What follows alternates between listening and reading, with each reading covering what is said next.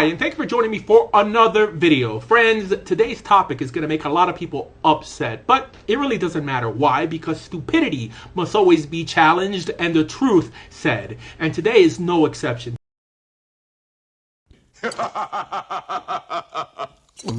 Shalom. Today's topic is going to make Asher and his perverted disciples upset again, but it really doesn't matter. Why? Because the stupidity of Reverend George's conversion must be challenged and the truth said, and today is no exception. Today we're going to challenge Reverend George's other obelisk iniquity, conversion. Does the Torah require conversion?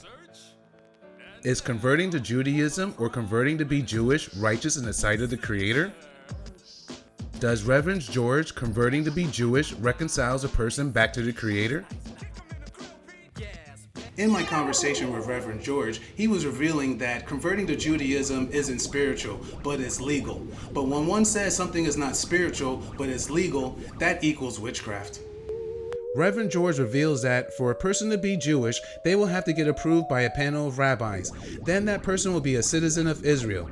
Then that person should be inspired to get in covenant with God. Once that person makes that decision, they'll be binding to the laws of the Sanhedrin. First off, by putting on a Torah UFO on your head. Then that person can now keep commandments in the land that they weren't able to keep before. Now that person can keep the weekly Shabbat, the feast, and the made-up rabbinic fall New Year Rosh Hashanah. And now that person could talk Jewish, act Jewish, dress Jewish, and just be Jewish.